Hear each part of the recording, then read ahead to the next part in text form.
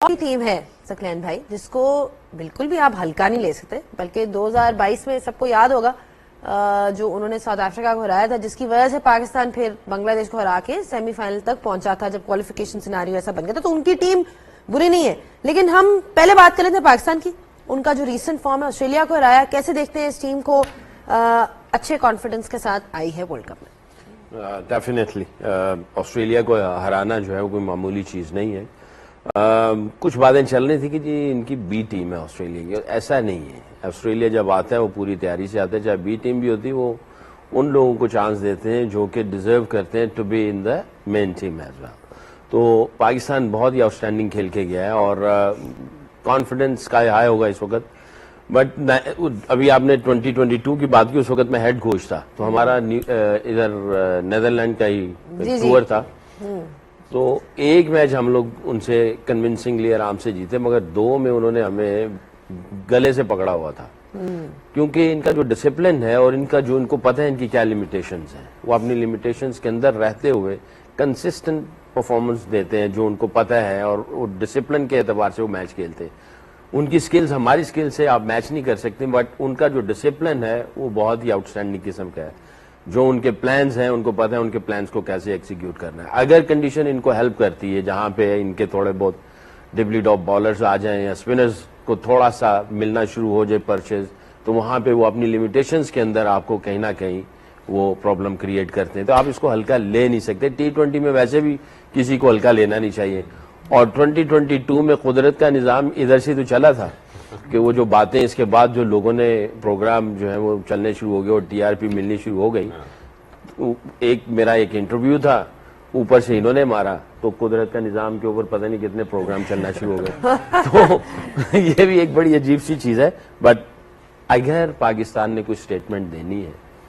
Netherland کے خلاف اس match کے اندر ورلڈ کپ میں دوسری ٹیموں کو, تو واضح فرق کے ساتھ ان کو کرکٹ کھیلنی چاہیے اور بتانا چاہیے کہ ہم لوگ یہاں پہ ہیں. جو چیزیں ہو رہی ہیں اس کو نہ سوچیں, اس میچ سے کچھ سٹیٹمنٹ دیں دوسری ٹیموں کو بھی. اور ماشاءاللہ آسٹریلیا کو ہرا کے یہ یہاں پہ پہنچے ہوئے ہیں, آؤٹ اسٹینڈنگ قسم کی پرفارمنس دیں اور ایک سٹیٹمنٹ دیں سب کو کہ وی آر ہے, اور ہم لوگ جو ہے وہ ورلڈ کپ کو سامنے رکھتے ہوئے یہاں پہ آئے ہیں. اچھا حفیظ, اگر میں بات کروں انڈیویجولز کی پاکستان کے اسکواڈ میں تو بعد میں کریں گے, لیکن as a whole in nutshell اگر ٹیم کو دیکھیں اور جو پروگرس چلتی آ رہی ہے, اچھا ایشیا کپ ہوا, ٹرائی سیریز پاکستان جیتا ساؤتھ افریقہ اگینسٹ, ابھی سری لنکا میں 1-1 رہا, T20 سیریز جو ہوئی, and then of course Australia کو 3-0 کیا. تو آپ کی نظر میں as a team as a whole کیا ڈفرینٹ ہوا ہے, یا کیا ان کی پروگرس ہے جو ان کی یہ اچھا رن گزرا ہے 2025 میں؟ دیکھیں, ایک تو پاکستان ٹیم نے اپنی غلطیوں سے سیکھنے کی کوشش ضرور کی, جس میں انہوں نے کچھ بولڈ ڈیسیژنز لیے. انہوں نے ان پلیئرز کو موقع دیا جو انتظار کر رہے تھے بڑی دیر سے. ان کو جب موقع ملا ہے, جس میں میں بات کروں ابرار کی, تو ابرار ایک ایسا پلیئر ہے جو 2022-23 تک اس کو T20 کے پاس بھٹکنے نہیں دیا جا رہا تھا, کیونکہ لوگوں کو لگتا تھا کہ وہ 2-3 پلیئر ہیں بس انہی کے ارد گرد ہم نے گھومنا ہے. تو اس کے بعد جب یہ آئے, تب سے پچھلے 1.5 سال سے جب سے یہ وائٹ بال کرکٹ کا حصہ بنے ہیں, اپنی مسٹری کی وجہ سے وہ اس وقت میرا خیال شاید نمبر 1 T20 بالر بھی بنے ہوئے ہیں. تو ان کا امپیکٹ بہت زیادہ. اس کے بعد جو انکلوژن مجھے لگتا ہے جو ایک لوگوں نے بہت کرٹیسائز کیا, مجھے بھی لگتا تھا, اور ابھی بھی مجھے ریسنٹلی جب میں نے کرکٹ میں دیکھ رہا تھا, تو سلمان آغا کی appointment as a captain was not understandable to me, very honest. لیکن T20 فارمیٹ میں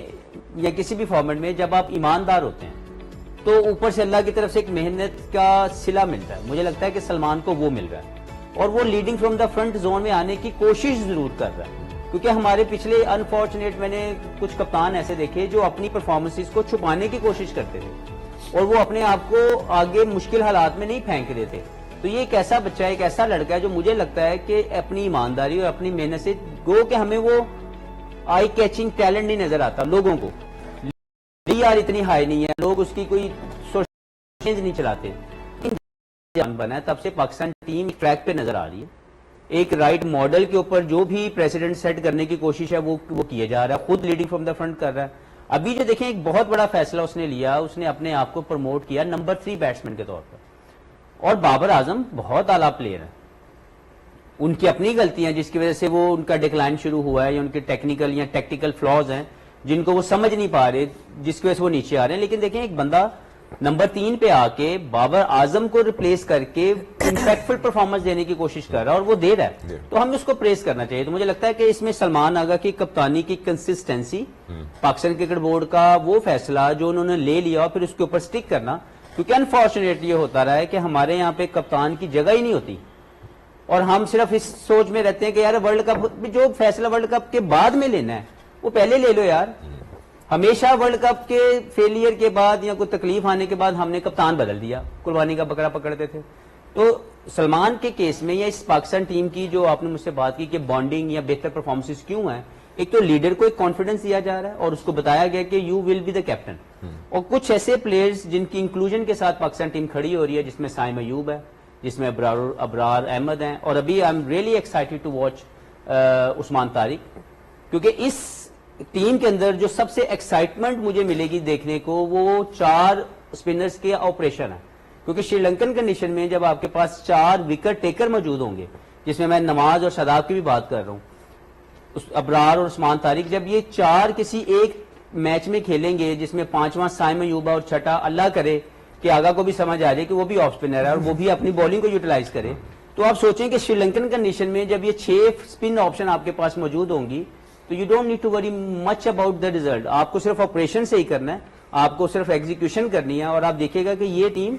آئی expect a long way to go with this team, کیونکہ ان کے پاس وہ تمام چیزیں موجود ہیں جو اس ٹورنامنٹ میں ان کنڈیشنز کے اندر پرفارم کرنے کے لیے. They have a lot of wicket takers, you know, like you said. That's what I'm saying. They are not the only who will only bowl the 4 overs. They will give you 3-4 wickets in any day. تو یہ 4 وہ player ہیں جن کے ساتھ میں امید کرتا ہوں کہ T20 میں جب آپ کے پاس اس طرح کی spin option, wicket taking option who, you don't need to worry that much. All you have to just follow the right basics. ہاں, آپ کو اسکور رنز کرنے ہیں. اگر آپ نے رن اسکور کر دی 160 170 کنسسٹنٹلی. اچھا عمر, ایک will come to the spin attack as well, ان سے بھی تو بات کریں گے, لیکن جو انہوں نے سلمان علی آغا کی بات کی, کیونکہ ان پہ کافی پریشر تھا, you know, coming in to in the last 6 months after the Asia Cup as well, especially final کے بعد بہت پریشر تھا کہ جی ان کی اپنی پوزیشن ٹیم میں کہاں فٹ ہوتی ہے, کون سے نمبر پہ یہ اپروپریٹ ہے, یو نو, از یہ نمبر 3 کا بیٹسمین, از یہ نمبر 4 کا, نمبر 5. اب انہوں نے اپنے آپ کو ایک رسپانسبلٹی لی, بٹ میں ان کی اپروچ کے بارے میں پوچھنا چاہتی ہوں کہ جس طرح سے وہ کھیلے ہیں, یو نو, لاسٹ T20 سے ایک بڑی کلیئرٹی نظر آئی ہے ان ٹرمز آف انٹینٹ, جو ہم بار بار بات کرتے ہیں کہ جی ماڈرن ڈے T20 کرکٹ کھیلنی چاہیے, پاکستان کو پاور پلے کو یوٹیلائز کرنا چاہیے, پاور پلے کے باہر بھی پاکستان کو اسی طرح کھیلے. آپ کتنے امپریسڈ ہیں ان کی پرفارمنس سے, کیا چیز آپ کو ان کی پرفارمنس کی اچھی لگی ہے, انہوں نے جو ایک ذمہ داری لی ہے ایز اے کیپٹن؟ جی بالکل, آپ نے ایک چیز بڑی اچھی مینشن کی ہے کہ ابھی لائک اگر آپ 4-5 مہینے پہلے چلے جائے یا 3-4 مہینے پہلے چلے جائے تو پہلے ہم بھی یہی کہہ رہے تھے کہ نمبر 3 پہ وہ جس طرح بیٹنگ کر رہا تھا کافی لوگ کرٹیسائز کر رہے تھے, لیکن آئی تھنک ابھی جو 2-3 مہینے پہلے تک جتنا کرٹیسائز کیا سلمان علی آغا کو, میرے خیال سے اس نے پروو کیا کہ وہ تیز کھیل سکتا ہے, اور جو لاسٹ 2-3 سیریز ہے اس نے شو کر دیا. اس کا جو اسٹرائک ریٹ دیکھ کے کنسسٹنسی, اس کے ایز کیپٹن جو ڈیسیجن ہے, تو آئی تھنک بڑا زبردست وہ لیڈ کر رہا ہے فرنٹ سے. اور جو نمبر 3 پوزیشن پہ ہمیں ایک ایسا بیٹسمین چاہیے تھا کہ جو اسپنرس کو بھی ایکولی اچھا کھیل رہے اور فاسٹ بالر کو بھی, تو آئی تھنک وہ دونوں کو اچھا کھیلتا ہے اور اس کو ایک مومنٹم جب مل جاتا ہے تو اس کو کیری آن کرتا ہے. اگر نہیں بھی آتا, لاسٹ میچ میں یا آسٹریلیا سیریز میں ایک آدھ میچ میں اس طرح ہوا کہ اوپنر جائے, اور جو نمبر 3 پوزیشن پہ ہمیں ایک ایسا بیٹسمین چاہیے تھا کہ جو اسپنرس کو بھی ایکولی اچھا کھیل رہے اور فاسٹ بالر کو بھی, تو آئی تھنک وہ دونوں کو اچھا کھیلتا ہے اور اس کو ایک مومنٹم جب مل جاتا ہے تو اس کو کیری آن کرتا ہے. اگر نہیں بھی آتا, لاسٹ میچ میں یا آسٹریلیا سیریز میں ایک آدھ میچ میں اس طرح ہوا کہ اوپنر جلدی آؤٹ ہوا, پہلی بال پہ فرحان آؤٹ ہوا, لیکن اس نے کوئی پریشر شو نہیں کیا. اس کا جو انٹینٹ تھا, اس کا جو مائنڈ سیٹ تھا, اسی کے ساتھ وہ کھیل رہے جو ڈیمانڈ کر رہے ہیں آپ سے ماڈرن ڈیز کرکٹ کی. تو I think day by day وہ امپروو کر رہا ہے, اور جو لوگوں نے جو اس کو کرٹیسائز کر رہا ہے ایک ٹائم پہ ہم نے بھی کیا ایز اے بیٹر کہ وہ اس طرح کی. جب سلیکٹ کیا گیا تو اس وقت کی سلیکشن کمیٹی نے, جس میں محمد وسیم تھے, انہوں نے ان کو سلیکٹ کیا, اور اس سے پہلے بھی یہ تھوڑا سا دروازے پہ ہی تھے, ناک کر رہے تھے تو اندر آ نہیں سکے. تو I think credit goes to chief selector as well, جو اس نے اس کو سلیکٹ کر لیا اس وقت, اور میرے سے اس نے ڈسکشن کی, ہم نے اس کو موقع دے دیا. اس کے جو سٹیٹس تھے, جو ایویڈنس تھے اسپنرز کے, تو وہ آؤٹ اسٹینڈنگ قسم کے تھے کہ وہ بہت ہی اچھا کھیلتا ہے. ابھی جو بات چل رہی ہے کہ کرٹیسزم ہوا اور اس کی کپتانی کو لے کے, پھر اس کی اپنی پرفارمنس کو لے کے, پھر اس کے اسٹرائک ریٹ پہ باتیں آ گئی. I think I will give lot of credit to P C B and support staff, especially Mike Hesson کو بھی, کہ جب آپ کو پتا ہے کسی کے اندر کیا پوٹینشیل ہے اور اس پوٹینشیل سے ہم لوگ اتنا فائدہ نہیں لے پا رہے, چاہے وہ لیڈرشپ کوالٹیز ہیں, چاہے ایز اے پلیئر ہے, اور آپ کو پتا ہے کہ اس کے اندر یہ ساری چیزیں ہیں اور کس طریقے سے اس کو آگے لے کے چلنا ہے, یا سپورٹ کیسے کرنا ہے, آئی تھنک ان کا بہت کریڈٹ بنتا ہے بورڈ کی طرف سے بھی. کیونکہ میں نے 94-95 میں پاکستان ٹیم میں آیا, تب سے لے کے اب تک جب بھی کبھی ورلڈ کپ آیا اس کے بعد کوئی نہ کوئی تختہ الٹا ہے, اور سارا سسٹم جو ہے وہ دھرم برم ہوا ہے, چاہے وہ بورڈ کے اعتبار سے, سلیکشن کمیٹی کے اعتبار سے, کیپٹن کے اعتبار سے, ٹیم کے اعتبار سے. ہم نے ہر دفعہ یہ 35-40 سالوں سے چلتا آ رہا تھا. میرا خیال ہے کہ یہاں پہ یہ جو پچھلے 6-8 مہینے سے چیئرمین محسن نقوی صاحب نے میرا خیال ہے جو فرم سٹینڈ لیا ہے, بورڈ کی طرف سے سٹینڈ آیا ہے, مائک ہیسن نے جو ساری باتیں جو کی ہیں, تو آئی تھنک اس کی طرف سے بھی یہ جو اس کے اندر ٹرانسفارمیشن آئی ہے, ظاہر جب آپ کو کانفیڈنس ملتا ہے تو آپ کا ایک ذہن بنتا ہے, جب آپ کا ذہن بنتا ہے تو پھر آپ کھل کے کھیلتے ہیں, کھل کے فیصلے بھی کرتے ہیں, اور یہ جتنے بھی فیصلے ہیں جو دلیرانہ فیصلے ہیں وہ اسی طرح ہوتے ہیں. اگر آپ کو شل میں ڈال دیے جائے اور آپ کے دماغ کو جو ہے وہ پکڑ لیا جائے, جکڑ لیا جائے, تو پھر آپ ایسے کوئی فیصلے کر نہیں سکتے. آپ فریڈم کی بات کریں نا, کہ آپ کو ایک فریڈم ملی ہے, کلیئرٹی ملی ہے, ایز اے کیپٹن سپورٹ ملا ہے from the management. Like you said, more often than not ہم دیکھتے ہیں کہ جی